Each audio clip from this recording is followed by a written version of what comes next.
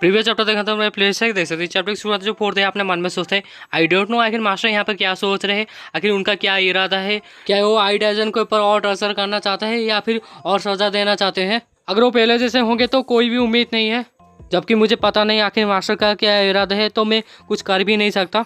जिंटा कहता है तो फिर वो अच्छी तरह से सोच ले इस समय रिसेंट टाइम में, तो ये कहता है हाँ कुछ कहने वाला होता है अपने मन में सोचता है। मैं रिसेंटली में कई बार गया हूँ कैब के अंदर, फिर भी उसका चेंज कोई भी बिहेवियर में कोई भी चेंजेस नहीं हुआ है, आखिर मैं क्या करूँ अब। जिंटारो भी ये सोचने लगता है अपने मेमोरी के अंदर, चलो उसके बारे में पता लगाते हैं। याना फोर्थ को उठा लेती है और कहती है सीनियर ब्रदर उठ जाओ। सीनियर ब्रदर रिप्लेसन कैब की तरफ देखा था। जिंटारो सोचता है ये जो ग्रुप ऑफ या नहीं पैलेस के इडियट्स यहीं पे है। फोर्थ यहाँ पे कहता है यहाँ पे और मुसीबत मत करो, सिर्फ 3 या 4 यहीं पे ही रुक जाओ और बाकी सब अपने काम पे चले जाओ। जैसे ही जिंटारो अंदर आता है तो जाओ ही कहते ग्रीटिंग मास्टर। यानर पूछती आखिर सीनियर सिस्टर को क्या हुआ। जिंटारो सोचता है कि हाँ मुझे पता ही था एक दिन ये ज़रूर आएगा। जब मैंने पहली बार उससे देखा था मुझे लगा था मैं बिल्कुल भी सरप्राइज नहीं हूँ, फिर भी आखिर में क्या कर सकता था।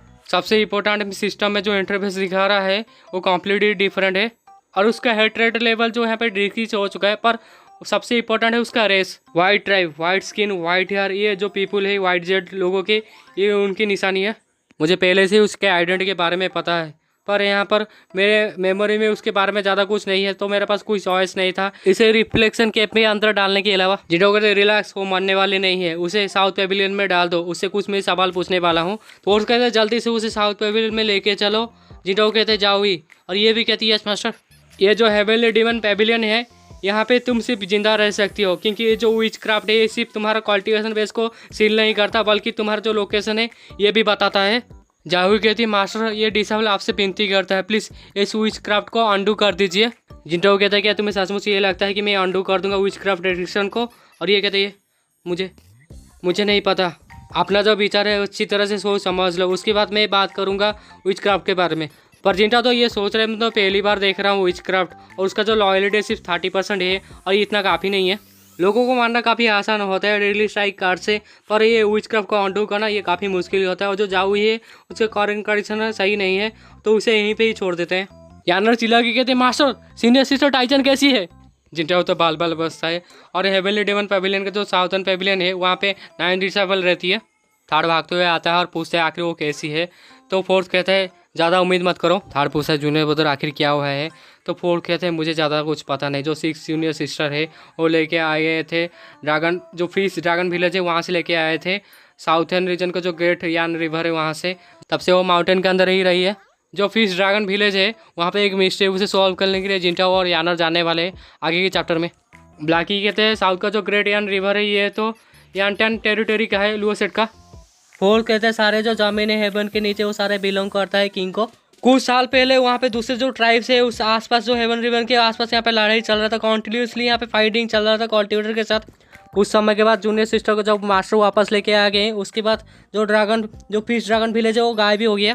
थार कहते इसका मतलब मास्टर हो, तभी अंदर से आवाज बातें करना बंद करो, तो ये भी चुप कर दे कुछ मत कहा। एक दूसरे को 30 थप्पड़ मारो और रिफ्लेक्शन कैप में जाओ और सोचो आखिर तुमने क्या गलती किया है। दोनों एक साथ कहते हैं डिसेबल सजा लेने के लिए तैयार है। जिंटा इसकी तरफ देख के सोचता है आइडेजन अपने होश में आ गई थी जैसे ही कैब से बाहर आई थी, पर जबकि वो अपने कल्टीवेशन खो चुकी है तो अपने आप को हील भी नहीं कर सकती। ये अपने आंखें खोलती है और कहती है मास्टर। जिंटा को कहते हैं मेरे पास तुम्हारे जैसा कोई डिसेबल नहीं है। और ये कहती है क्या मैं इस तरह से जीना डिजर्व करती हूँ। तो जिंटा कहते हैं हाँ तुम करती हो, और वो कुछ नहीं कहती है। और ये पूछते जबकि आपने एंटर जो ड्रैगन फेस विलेज है उसे यहाँ पे ख़त्म ही कर दिया तो फिर मुझे क्यों नहीं मारा। जिंटा सोचते अरे मेरे पास तो कोई मेमोरीज नहीं है कि मैंने यहाँ पे जो फिश ड्रैगन विलेज है उन्हें ख़त्म किया है।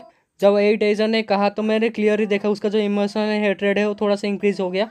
और ये तो ऑब्वियस है अगर तुम्हारा कोई विलेज तबाह कर देगा तो तुम्हें नफरत तो होगी ना। पर मेरे पास जिंटाओ के जितने भी मेमोरी है उसके हिसाब से जो जिंटाओ है बेकार में इनोसेंट लोगों को तो नहीं मारता है, वो इस तरह का तो इंसान नहीं है। सचमुच ये काफ़ी दिक्कत की बात है। इस पार्ट का जो मेमोरीज है मेरे पास नहीं है, ये पूरी तरह से यूजलेस है। ये सब सोचना मुझे एक के बाद एक कदम लेना पड़ेगा इसे सब के जवाब पाने के लिए। जिंटाओ पूछता है क्या तुमने ये सब अपने आँखों से देखा है। और ये कहती है क्या कहूँ पर्सनली मैं ये सब की गवाह नहीं थी। जिंटाओ कहता है हेवन गवाह है, तुम सब अच्छी तरह से मुझे जानते हो, तुम 9 के 9। मैंने आपने जो भी काम किया क्या अभी मैं छुपाया है। आइडेजन अपने मन में सोचने लगती है जो इंसान है ग्रेटेस्ट विलन है इस पूरी दुनिया का, सब इसे बारे में पता है, ये नंबर 1 ब्लैक लिस्ट के अंदर भी है और इसे ये सब छुपाने की जरूरत भी नहीं है। जिंडाओ कहते हैं आइडेजन मैंने पास्ट में काफ़ी सारे बुरे बुरे काम किए हैं, इसका मतलब ये नहीं कि कोई भी आके मेरे ऊपर इंजाम लगा लेगा और तुम कभी भी इस तरह से कुछ करने की कोशिश करोगे तो ये पूरी तरह से हिल जाती है, डर जाती है पूरी तरह से। उसे यहाँ पे अंडर मैरिड पॉइंट भी मिलता है जिंडाओ। प्लीज मास्टर गुस्सा मत कीजिए, अगर कोई रास्ता नहीं है तो फिर मैं मार दूंगा उस धोखेबाज को आपके लिए। जिंडाओ कहते हैं यानर जैंग आजिन को लिखो, तो यानर कहते ठीक है मैं पेन पेपर तैयार करती हूँ। उसे कहो कि इन्वेस्टिगेट करे जो इंसिडेंट है मेजर हेवन रिवर जो है पे ड्रैगन फिश विलेज में जो भी कुछ हुआ था उस सब के बारे में, और जितना हो सके उतनी जल्दी मुझे भेजे। एक चिड़िया को पकड़ती है और लात मार के भेज देती है। जिंटाओ कहता है मैंने प्लानिंग करा था कॉन्क्लूसिव जो हेवनली राइटिंग है वो पढ़ूंगा, पर जब यहाँ ब्रह्मास्त्र मैंने खोल दिया तो यहाँ पे कुछ तो गड़बड़ हो गया। मुझे ये उम्मीद नहीं थी जो अवतार है मेरा रिस्ट्रिक्ट कर देगा मेरा कल्टिवेशन बेस को। मुझे लगा था ये काफ़ी अच्छी चीज़ है क्योंकि मैंने डायरेक्टली परचेस कर लिया एक अवतार को। ज़्यादातर जो कल्टिवेटर है वो अपने जो बॉटल नैप में काफ़ी सालों से फंस जाते हैं, पर मेरे लिए ये सब नहीं है। पर मेरे पास इतना ज़्यादा मैरिड पॉइंट भी अभी नहीं है, मेरे पास सिर्फ 210 ही मैरिड पॉइंट है। अगर इससे मैं क्या कर लूँगा, लकी ड्रॉ। जिंटाओ को कुछ भी नहीं मिलता। जिंटाओ सोचता है सिस्टम कितना काइंड है मेरे लिए। एक कार्ड के बारे में बता दे इसका 30% चांस है एक टारगेट को पकड़ने के लिए। फिर से लकी ड्रॉ करता है, फिर से कुछ नहीं मिलता। हाँ मुझे यही उम्मीद थी, मुझे इस तरह से बुरा फीलिंग भी आ रही थी। मैंने लगातार लकी ड्रॉ किया, कुछ भी नहीं मिला। मैंने ये फाइनल कर लिया और लकी ड्रॉ नहीं।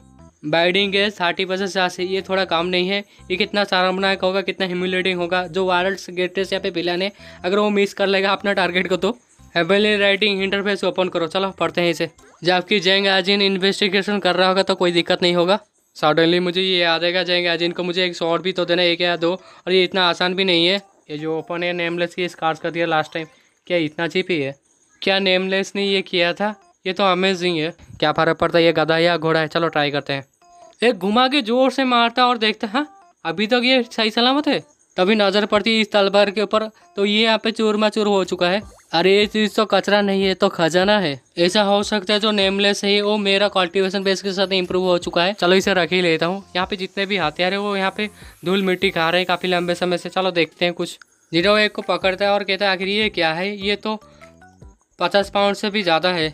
तब नोटिफिकेशन आता है डिंग, आपने रिकवर कर लिया एक हथियार को ओबोलर स्पेयर, और ये रिकवर किया जाता है जो ओनर है डाउमो सिंह को।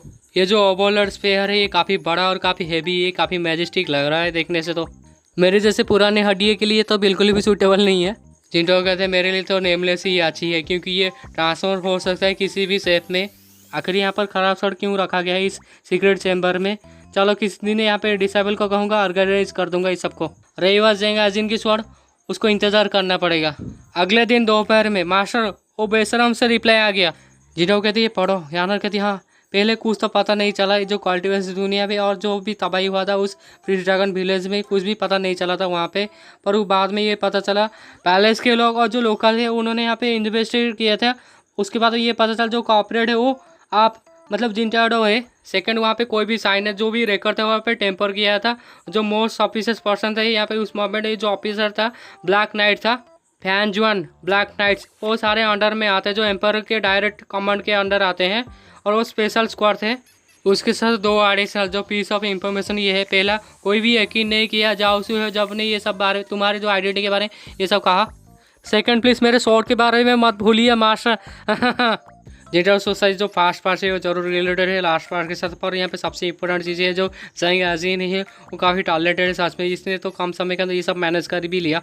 जिटर कहते हैं ब्लैक नाइट फैंजीवान। तो यानर पूछे मास्टर क्या वो पर्सन पावरफुल है? जिटर सोचे उसके बारे में मेरे मेमोरीज में कुछ भी नहीं है।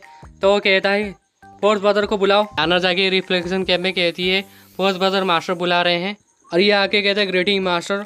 जिटर कहते हैं तुम्हारे लिए एक काम है फोर्थ। और यहीं पे ये चैप्टर खत्म।